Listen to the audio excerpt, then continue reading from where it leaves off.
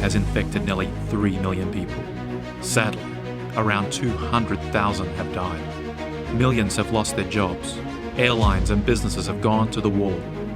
And as a result, economists believe we are on the edge of a deep recession or even a depression. And we all just want to get out of lockdown. But what's next? What does the future hold? And can we know? Is there any hope?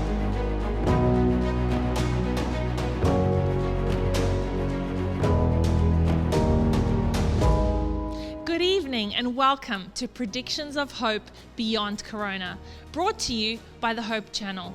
I'm your host Rebecca, and it's a pleasure to have you watching from wherever you are tonight. I'm looking forward to this exciting journey we'll be taking over the next 4 nights. Our world's been turned upside down over the past few months, and virtually everyone on our planet has been affected in one way or another. People everywhere are asking, where are we headed? What happens after lockdown? What does our future beyond coronavirus actually look like? Is there any hope? Well, over the next 4 nights, we have 2 presenters, Gary Webster and Robbie Bergen, who will be bringing us hope, predictions of hope. We have 8 amazing topics coming up, like global warnings, where we will see 5 very clear indications of where we are in time. In health, wellness and corona, we'll get an insight into some fantastic immune building tips discovered among the predictions of ancient Middle Eastern manuscripts. And global economic meltdown will be a fast-paced presentation on what the future holds when it comes to our money. But tonight's series on hope starts with 2 presentations, where we'll be going back in time to investigate some amazing predictions from the past.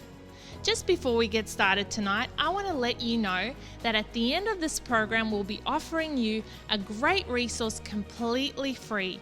So stay tuned and get the code word and the details on how to claim your free gift. Now, our first speaker tonight is Gary Webster. He is an international speaker with degrees in archaeology, history, science and religion. He was the editor of Archaeological Diggings, Australia's top magazine on ancient history and archaeology. He will start our series by looking at how ancient mysteries reveal the future. Thank you, Rebecca. And we're glad to be with you this evening. We are going to take an amazing journey together in this series of programs, Predictions of Hope. I'm going to begin with looking at how ancient mysteries reveal the future. You know, by now, we're sort of sick and tired of global lockdowns, aren't we? We've sort of had enough of it and we just want to get out. But you know, of course, many people, over 3 million people around the world now have had COVID-19. And then, of course, there's some 230,000 people who have died.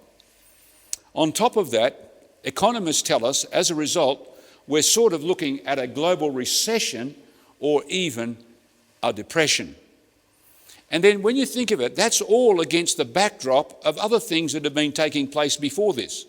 Terrorism on many fronts around the world. And then, of course, even in our own country, these bushfires at the beginning of the year, all believed to be part of global warming.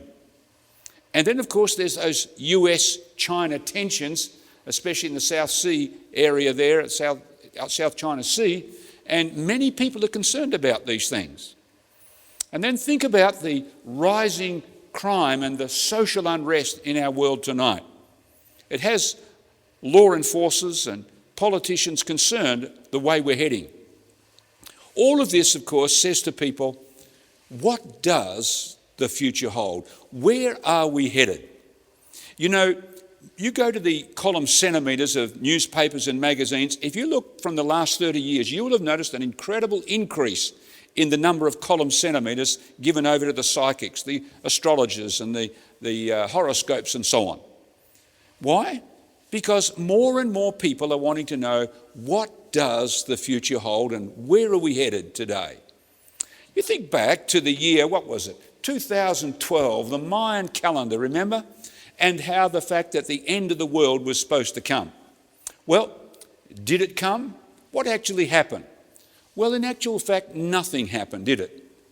We're still here and many people were talking about and making predictions, but actually nothing happened. Now, I'm not knocking the psychics. I'm not knocking those people at all. I'm simply saying it's not easy to predict the future. What about if we go back to the year 2000? Remember that? Some of you will recall Y2K bug. It was supposed to shut down our computers and cause electrical blackouts and so on. But what happened? Well, again, nothing happened. But think of the thousands of people who were making predictions. Sincere people. Now again, not trying to discredit them, just simply saying it's not easy to predict the future because, again, many people were working on it. Well, of course, you think about a survey done by These Times magazine a few years ago.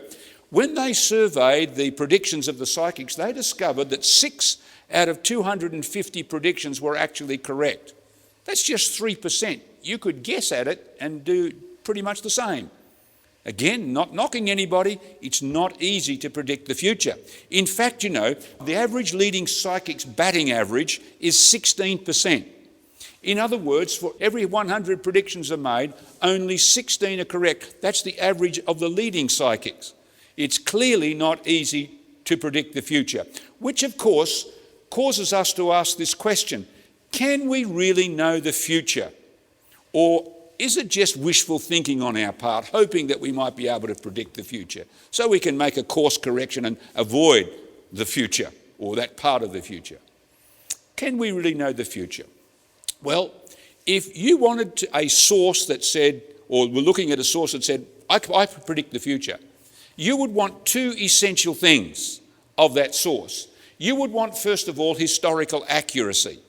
Because if the source you're looking at can't even get the facts of the past right and can't get the current events that are taking place around us right, how can you trust them when they're looking into the future, their predictions, if they can't even get this right? So you'd want historical accuracy for sure. The second thing you'd want is a proven track record of dependable predictions. Now, by that we mean that they've got a batting average of 100%, because, if the leading average psychic's prediction batting average is 16% and you're on the wrong side of the 16, it's pretty big trouble for you if you had sold your house or something in order to fulfill the prediction. So you'd want a proven track record of dependable predictions. When they make predictions, they get it right again and again. Now, is there such a source? Well, let me say there absolutely is. And we're going to be showing you that source in this series of programs so you and I can know the future.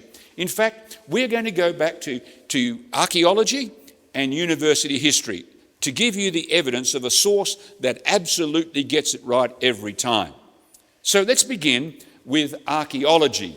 That's where we dig in the dirt, especially there in the Middle Eastern region where so much archaeology has taken place, and we're looking at things that are found. We're going to use that as one of our great sources as evidence. Now, I want to begin with looking at the 3 most significant discoveries in archaeology. Not the most famous, that's King Tutankhamun's treasures, I suppose, but the most significant to us today. Number 1 is this. We want to go to the land of Egypt, that magnificent land of the Nile. You've probably been there, many of you, that Nile River that winds its way through Egypt. It's a fascinating place to visit. I love taking people here on tours because they get quite a lot of satisfaction visiting this place. But we're not going to go and have a tour of the place. We want to look at a discovery that was made by the soldiers and the workmen of Napoleon Bonaparte back in 1798. While they were digging in the delta region of the Nile, they came across this stone.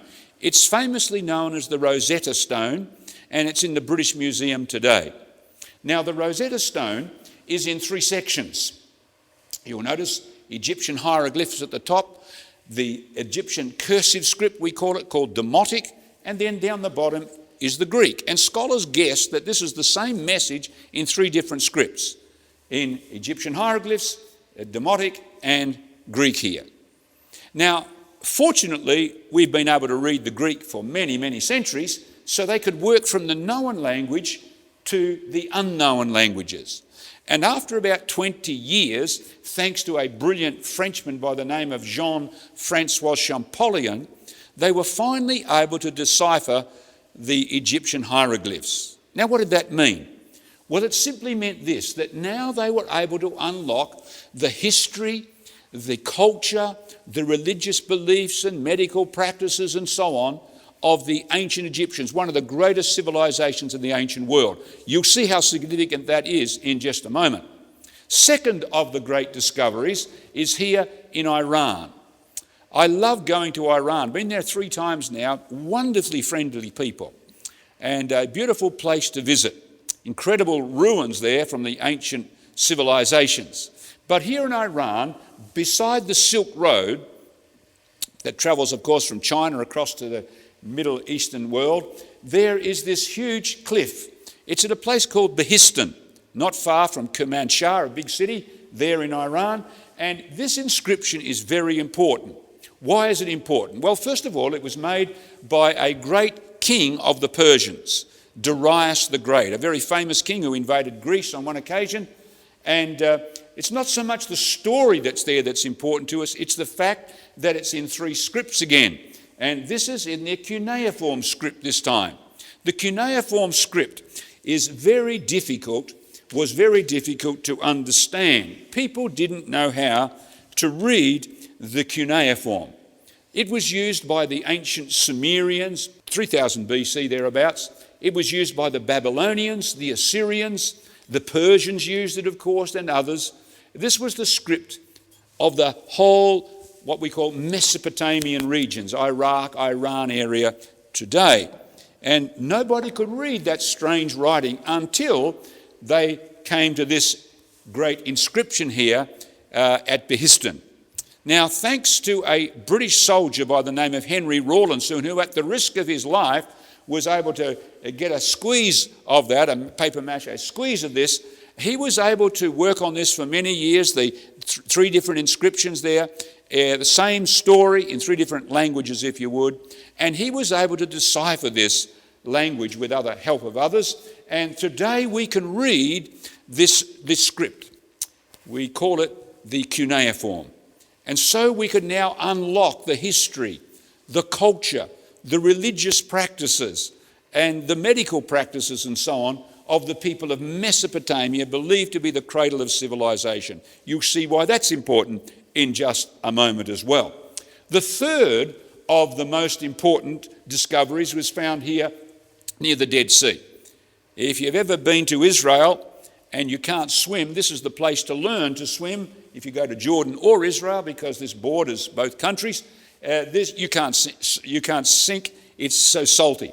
Now, on the northwest edge of the Dead Sea, back in 1947, at a place called Qumran, some shepherd boys, Bedouin boys, were minding the clan's goats when one of them strayed up into a region of some caves. They threw a stone to bring the goat back. The stone missed the goat. It went into a cave and they heard the sound of breaking pots.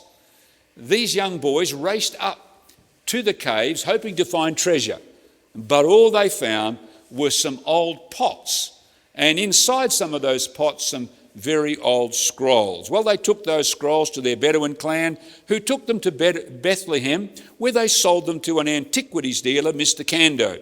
So the Bedouin took them and sold them for $100 to Mr. Kando there in Bethlehem. And those same scrolls were sold for some $500,000 a few years later. And today, of course, they're priceless. You couldn't buy them. And they're famously known as the Dead Sea Scrolls. Now, why are they so valuable? Well, the reason they're so valuable is they're very old. How old are they? Well, we know exactly how old they are because the style of script, the script styles change with time. So we know from the style of the script. They've also done radiocarbon dating on these scrolls. And finally, they also found some coins with these scrolls, which helped them to date them. These 3 methods back, they are 100 to 200 BC. That's how old they are. So about 2,200 years old, we know for certain tonight. Now, the second reason they're so invaluable is that they contain ancient predictions with a proven track record. In other words, they contain predictions actually made long before these things actually took place. And you're going to see that very clearly as we go through this series. So very old predictions with a proven track record.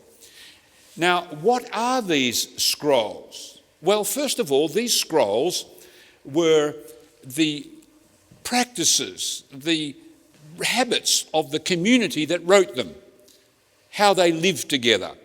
It's believed to be the Essenes. Another third of them, roughly, contained their beliefs, their religious ideas and so on.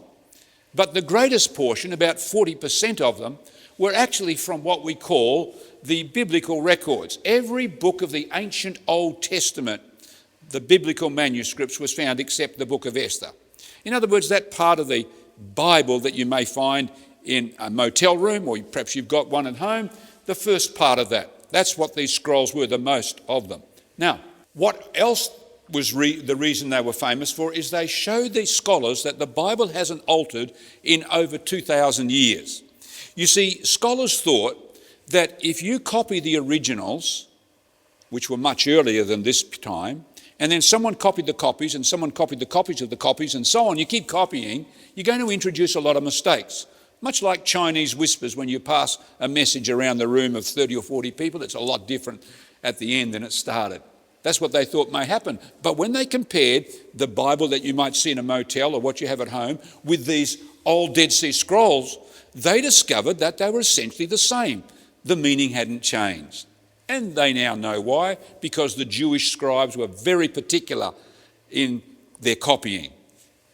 So, if you want a source for knowing the future, there are those two things, remember. You want historical accuracy and you want a proven track record of fulfilled predictions. Now, the question we want to look at now is we want to look, does the biblical manuscripts have those two things? Because they contain a lot of predictions way ago. We know at least 2000 BC they go back to. Is there a proven track record and does it have historical accuracy? So we're going to check that up now as we move on. Let's begin with historical accuracy. Are these documents historically accurate? That's what we're going to track down in the rest of my program, and Robbie will take up the second part, the dependable predictions. So let's go for the evidence now. What's the evidence that they're historically accurate? I want to begin by coming here to Moab. Moab was a group of people, Moabites, who lived back in the ancient times, and they were in what we would call Jordan today. Amazingly, we find that the biblical records talk about King Mesha of Moab's rebellion. King Mesha lived back in the 9th century BC. I'm going to read you one of the things the biblical manuscripts talk about concerning Mesha. So we read it, and then we'll see what the archaeologists have discovered. So we read these. Now Mesha, king of Moab, was a sheep master, and he had to pay the king of Israel, whose name was Omri, the wool of 100,000 lambs and of 100,000 rams. This guy must have been a Kiwi with all those sheep. But it came to pass when Ahab, son of Omri, was dead, that the king of Moab rebelled against the king of Israel, whose name was Jehoram, son of Ahab. So that's what the biblical records tell us. Now let's see what the archaeologists have discovered. When you go to the Louvre Museum, if you ever go to France, make sure you go to Paris and the Louvre Museum. You come inside and you discover in one of the sections this amazing stone. It's called the Moabite stone or the Mesha stele, and it dates back to the 9th century BC, the exact time that the biblical records are talking about. Notice what they discovered was on the Mesha stele. It says these words, "I am Mesha, king of Moab. Omri, king of Israel, had oppressed Moab many days, but I have triumphed over his house." Now you can imagine when the scholars read those words off the stone and saw this is exactly what the Bible is saying, they realised here was some great evidence of historical accuracy. Well, that's just one. Let's go now to Babylon. We want to go to the city of Babylon in Iraq, a fascinating place that one can go to. Ancient Babylon, we're going back to 600 BC. Now, The king of Babylon at this time was a very famous king, Nebuchadnezzar II. He's mentioned many times in the biblical records, many times in many places in the Old Testament. But Nebuchadnezzar made 3 raids against Jerusalem. 605 BC, 597 and 586 BC, he destroyed the city of Jerusalem. We actually have an interesting tablet that scholars have found. The Nebuchadnezzar talks about Nebuchadnezzar, his second raid in 597 BC. And that's this little tablet here, an exact replica. Amazing. This helps us see that what the Bible says is absolutely accurate, this little clay tablet. But there was more. Let's come here to see what happened when Nebuchadnezzar came to Jerusalem. When he came to Jerusalem, he took captives from Jerusalem and took them over to Babylon. Now, one of those captives was Daniel. And Daniel wrote a book that's found in the Dead Sea Scroll collection. In fact, the book of Daniel dates back to the 6th century BC. You'll see that in the next presentation by Robbie. He'll go and show that clearly to us. The book of Daniel was a favourite of those people who copy the Dead Sea Scrolls. We have many fragments. A book indeed, because this book especially, among others, contains predictions with a proven track record, and these predictions that we'll find concern our day, our times in which you and I are living in. That's why you want to tune in every night of this series, because we're going to take you to show how these predictions in these old scrolls take us down to our own time. Now, in the 4th chapter of the book of Daniel, Daniel tells us that Nebuchadnezzar was the king who built the new Babylon. It had been destroyed by the Assyrians, and he says now Nebuchadnezzar did this. Now, scholars said that's wrong. That's a Bible myth. That's a blunder. That's a mistake that's in the Bible that shows this is not correct. This is not historically accurate. We know, they said, it was a queen by the name of Semiramis, who did it in about the 7th or 8th century BC. Well, when scholars got to work digging up in Babylon, guess what they discovered? First of all, when you go to Babylon, well, it's not in Babylon today, it's just replicas in the old city. If you want to see the real Ishtar gates from Babylon, they're in the Pergamon Museum in Berlin, because the Germans excavated, pulled them down, and then reassembled it in their museum here. But on the side of the Ishtar gates was this inscription they discovered. I, Nebuchadnezzar, laid the foundation of the gates. Here's the inscription on the side here. But not only that, as they excavated Babylon, they discovered scores of bricks and Nebuchadnezzar's name plastered on them. They knew the Bible was right. They realised that the scriptures were absolutely historically accurate, these writings. And they had to change their history because the biblical records got it right, historically accurate. Lastly, I want to talk about the Hittites to show the historical accuracy of the biblical records. Who were the Hittites? Well, nobody knew who the Hittites were, but they're mentioned about 40 times in the Bible. And people said, that's another mistake of the Bible. It got it wrong. We've never heard of these people. They never ever existed, yet the Bible talks about them again and again, many times. In fact, here's one example. Look, the kings of Israel has hired against us the kings of the Hittites and the kings of the Egyptians to attack us. You notice the Bible puts them alongside the Egyptians, who everybody knew about. So there's one example of where the Bible talked about them, but the scholars said, no, that's wrong. If you go to the 1860s edition of the Encyclopedia Britannica, you will find about 8 lines given over to these people. And most of it comes from the Bible because no one knew about them. Well, then the archaeologists began to work. And they came to the area of central Turkey. And you can visit this place today, Hattusa. It's an amazing city. You don't need a bus to get around this place. It's so vast. Just up the road a bit, you will see the lion gates into this city. And then down the road a bit further, there's a temple with one of the Hittite gods here and their cute little hats on their heads with some of these guys from these people. But nobody knew who they were. But as they worked in the area of central Turkey, they soon discovered these were the Hittite peoples. Absolutely. In fact, when they deciphered the Egyptian hieroglyphs, and they did some excavations, of course, in Egypt, more excavating, they came to the temple of Ramesses the Great. Ramesses, the mighty king of Egypt. And inside this temple, you will discover an inscription where Ramesses II is fighting the Hittites. Now we know it from the Egyptians. They showed it, that's what happened. The Bible, of course, said it, that these people existed, but now we know the Egyptians did. If you visit the Istanbul Museum in Turkey, you can even see a Hittite-Egyptian peace treaty between Hattusili III, a king of the Hittites, and Ramesses II. There is no question today now that the Hittites' empire actually rivaled the mighty Egyptian empire and the Assyrians. The biblical records got it right.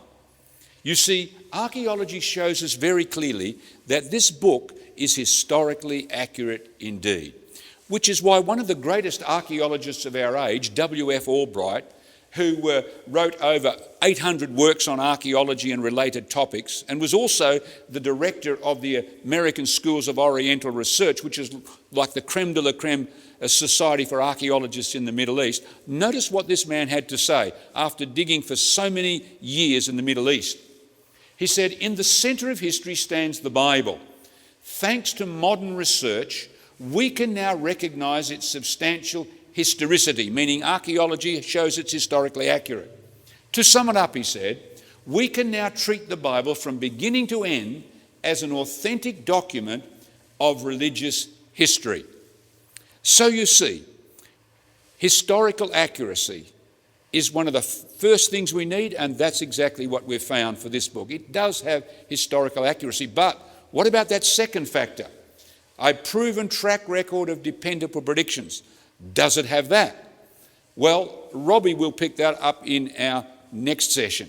So over to you, Rebecca. What a remarkable presentation. Not only have these ancient texts been carefully copied and passed down through the millennia, but they're historically accurate with names, places, people, and events. So they pass our first test in our quest to find dependable predictions. But the question is, are they a source of reliable predictions? In our next presentation tonight, we're going to answer this question by examining some ancient predictions. Our next speaker is Robbie Bergen. He has a background in computer science, theology, and archaeology. He's an international speaker and Bible prophecy teacher, and tonight he'll take us through an incredible prediction that was made more than 2,500 years ago. Thanks, Rebecca. In this presentation, we're going to look at beyond reasonable doubt, how to know the future. As we've seen in our last presentation, 70 years ago in the Judean wilderness, this small community of Qumran became one of the world's most famous archaeological sites. This was the location that the Essenes chose to store their historical and religious documents and preserve them. I don't think they planned this, but they lasted for the next 2,200 years until they were discovered, as we saw already, in 1947 amongst these caves by that young Bedouin boy who was looking for his lost goat. The cave that he discovered is now what we call cave number 1 of a total of 12 caves. Amongst these 12 caves, we have found over 800 religious and historical scrolls. And this collection we now call the Dead Sea Scrolls. These texts make up all sorts of different aspects of life, as we saw in Gary's earlier presentation. But one of the favorite of these scrolls was a scroll by the name of Daniel, made up of 9,000 words. This scroll contains 2 sections, a historical section which explores the stories of the Babylonian captivity of the people of Israel. But the second part of this scroll looks at predictions for the time that Daniel lived in, but also extending down to what Daniel calls the end of time. As we'll see, these predictions have remarkable accuracy. But before we look at just one of these predictions tonight, let's look at the evidence that suggests that this book is in fact a 6th century BC document. There are 5 pieces of evidence that helps us to arrive at the position that we are in fact dealing with a 6th century BC document. Number 1, the first piece of evidence is the New Testament. The New Testament, made up of those Greek manuscripts, detail the story of a rabbi called Jesus And in those stories and teachings of Jesus, he quotes numerous times from the manuscripts of Daniel, which shows that the writings of Daniel had to have existed before the Roman Empire. The second piece of evidence, as we've already alluded to, is the Dead Sea Scrolls. The book of Daniel was one of the favorites, and we found multiple copies of this book amongst this collection. And based on carbon dating and some of the dates of the coins that were found in the jars, we know that these copies of the book of Daniel date back to at least 100 and 200 BC, making these documents between 2,100 and 2,200 years old. The third piece of evidence is the writings of the historian Josephus. He details an event that took place in 332 BC, when Alexander the Great, making his conquest towards the east, arrived in Jerusalem, and when he got there, he was handed a copy of the book of Daniel. Now, that means the copies of the book of Daniel were in circulation around 332 BC, making it at least a 3rd century BC document. The fourth piece of evidence that establishes this book as a 6th century BC document is the last king of Babylon. The book of Daniel describes the last king of Babylon being a king by the name of Belshazzar. But for centuries, archaeologists and critics of the scriptures said that there is no way this was the last king. There's no evidence for him. Well, that was until the discovery of the Nabonidus cylinder. This cylinder, which was put in the British Museum in 1881, records the words of the last known king, Nabonidus of Babylon. And on this cylinder, it records these words: Belshazzar, the son of Nabonidus. So finally, archaeologists uncovered an actual person by the name of Belshazzar existed, exactly as this historical document stated. But was he a king? Well, that's when this next piece of evidence was found in 1879. This is what we call the Nabonidus Chronicle. And in this chronicle, we get a detailed reference to the story of Nabonidus. What took place in the story on this chronicle is that Nabonidus left Babylon and he moved to Tamar. And when he moved to Tamar, it says on the chronicle that he entrusted the kingship to Belshazzar in the 3rd year of his reign. So now we actually know that the last king of Babylon was in fact Belshazzar. He was the co-regent with Nabonidus. So for all those centuries and millennia that archaeologists and critics said that there was no evidence, the book of Daniel actually once again got it right, showing that when it was written, it knew the story of the time. And the fifth piece of evidence is the Aramaic. That's the language in which the book of Daniel is written. Scholars have noted that the style of the script of the book of Daniel in the Aramaic sections is in fact consistent with the style of the 6th century. So we have seen clearly that there is evidence that puts this document into the 6th century BC. So now let's examine just one of the predictions that this book makes. Absolutely remarkable. In 332 BC, Alexander the Great was making his way across the European continent into the Middle East on his ambitious goal of conquering the known world. As we said just earlier, he arrived in Jerusalem and he was shown a copy of the book of Daniel, 332 BC. The story goes that when he was given this book of Daniel and shown this portion of the book of Daniel, he decided not to conquer Jerusalem, but to march his armies around Jerusalem and keep going east.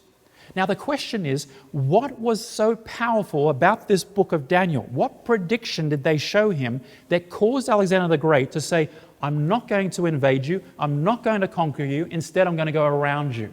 Well, let's have a look at what they showed him. We find this in Daniel chapter 8 in our modern day structure of the Bible. It says this: Then I, Daniel speaking, lifted up my eyes and saw, and there standing beside the river was a great ram. I saw the ram pushing west, north, and south, so that no animal could withstand him, nor was there any that could deliver him from his hand. It continues. And as I was considering, suddenly a male goat came from the west, across the surface of the whole earth, without touching the ground. And the goat had a notable horn between his eyes. The male goat was moved with rage against him, attacked the ram, broke his 2 horns. There was no power in the ram to withstand him, but he cast him down to the ground and trampled him, and there was no one that could deliver the ram from his hands. If you got kind of confused reading that, don't feel too bad, because this is what it kind of looked like. Daniel, in the vision, he claims he got from God. He's standing by a river. He sees this ram going across in the sky, and facing off on the other side is a goat with a great horn. Now, in the Bible, these animals and beasts often represent political or sometimes religious powers. And in this prophecy, there's no exception. We have to try and understand and discover and decipher what powers are being discussed here in these passages.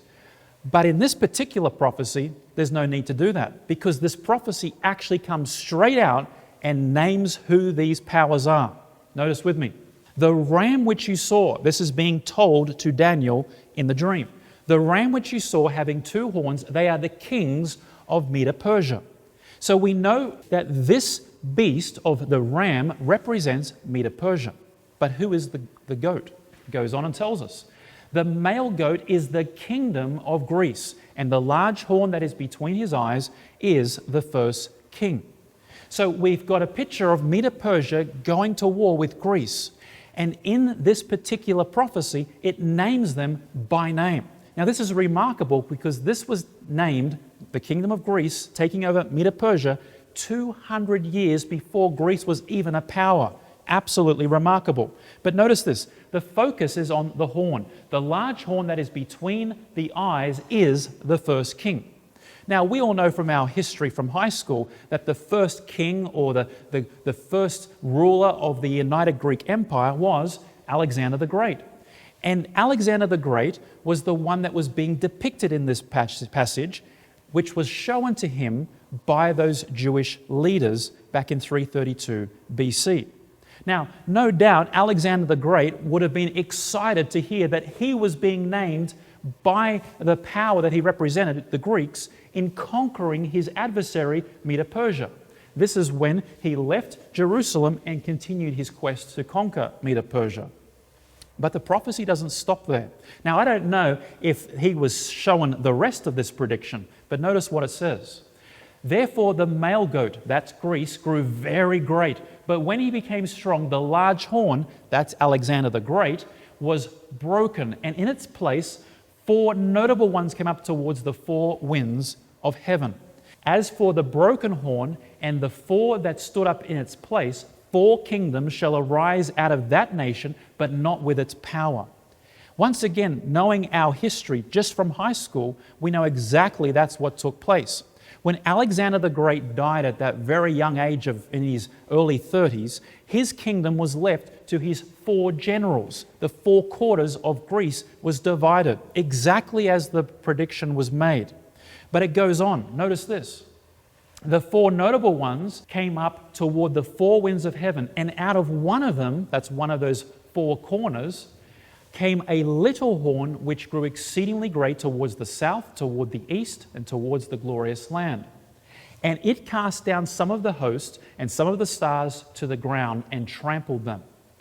He even exalted himself as high as the Prince of Hosts, and by him the daily sacrifices were taken away, and the place of his sanctuary was cast down. He cast truth down to the ground. He shall even rise against the Prince of Princes. We see in this prediction that first Medo-Persia is mentioned by name as falling to Greece by name, with a notable king, Alexander the Great. He divides into 4, those 4 generals, but out of those 4 generals, out of one of those regions comes this little horn. And we've just seen in this prediction 8 characteristics of this little horn. Number 1, he would go south. Number 2, he would go east. Number 3, he would go to the glorious land, which is referenced to Israel. Number 4, he would be greater than the previous empire, referring to Greece. And number 5, he would stand against the Prince of Princes, which is the reference of the Hebrew Messiah.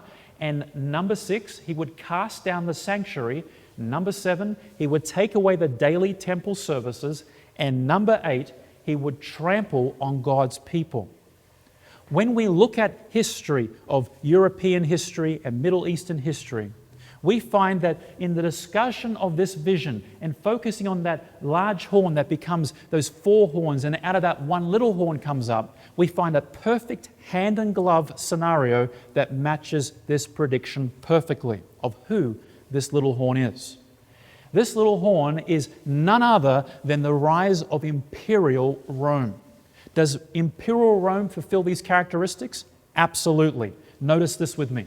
Number 1, did Rome go south? In the Bible, south represents Egypt, and that's exactly what Rome did. Rome conquered the northern parts of Egypt. And this is where we hear those stories of Cleopatra and Mark Antony and all those sorts of historical stories. Next point, did it go east into Mesopotamia? Absolutely it went east. And number 3, it would go to Israel. We saw that fulfilled exactly in the year 63 BC when it was acquired for the Roman Empire. Number 4, would it be greater than Greece? Well, when we compare the extent of Greece to the extent of Rome, we see that Rome was greater in its extent, it lasted longer than Greece did, and it was stronger than Greece was, fulfilling exactly the characteristics of this prediction. Number 5, it stands against the Messiah. I don't think anyone needs to be reminded that it was under the Roman Empire that Jesus was tried by Pilate. Pilate was a Roman. And it was also on a Roman instrument of execution, the cross that Jesus was executed on. Number 6, Rome would cast down the sanctuary. Exactly as predicted, in 70 AD, the Romans destroyed Jerusalem and the temple along with it. And number 7, they would take away the daily temple services. Here is the Arch of Titus depicting the Romans carrying away the golden lampstand from the sanctuary right before they destroyed it in 70 AD. Exactly, once again, the predictions that were made fulfilled perfectly with this empire of Rome. But number 8 is perhaps the saddest and most heartbreaking of all these predictions. In the 6th century, God is responsible for giving this prediction, according to Daniel, that there would be a time when His people would be persecuted by this Roman Empire. And that is exactly what we see. Under leaders like Nero, the followers of God were persecuted. They were used as human candles to line the streets. They were made to be instruments of sport in the Colosseums across the empire, exactly as this prophecy predicted. Now, when you look at this prophecy in its entirety, you'll find that we've just looked at 12 predictive elements. And of these 12 predictive elements, you can follow them through. We have Medo-Persia mentioned by name, Greece by name, 4 kings, Rome. We have those 8 characteristics of the Roman Empire, exactly as that prediction was laid out to us in that scroll. We see that every single one of those predictive elements was fulfilled exactly. Now you think about that for a moment. What are the chances of one person living 600 years before the event, naming countries and kingdoms by name, describing the number of leaders coming out of a fallen empire, and then describing with 8 specific characteristics of the successive kingdoms? It's absolutely remarkable. When we consider the weight of these predictive elements, we're left one of 2 logical choices. Number 1, we're dealing with a hoax, or we are in fact dealing, as Daniel claims, with someone or something supernatural. You see, Daniel claims that these predictive elements didn't come from him. He claims they came from a supernatural being. So either we're dealing with a hoax or we're dealing with something supernatural. I'd like to suggest that by looking at these predictive elements, the chances of one person predicting these things by name, place, number, and sequence is absolutely impossible. It is my conviction that we're dealing with something that is supernatural and worth our investigation. What an incredible prediction. Its accuracy defies reason and logic. The probability of one person living 2,500 years ago being able to predict the sequence, names, and characteristics of these kingdoms is amazing. So we've seen that these ancient manuscripts are both historically accurate and contain reliable predictions. Therefore, we've laid a good foundation tonight, as in our next presentation, we'll be moving from the past to the future.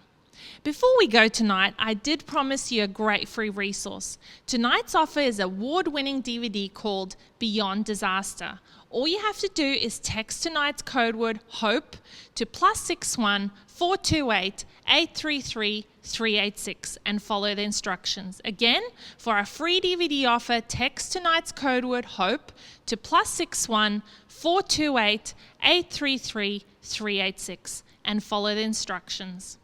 You're not going to want to miss tomorrow night's presentations at the same time, 7:30, as we explore health, wellness, and corona and the last empire, as we continue searching for predictions of hope beyond corona. Thank you so much for joining us, and we look forward to seeing you again tomorrow night.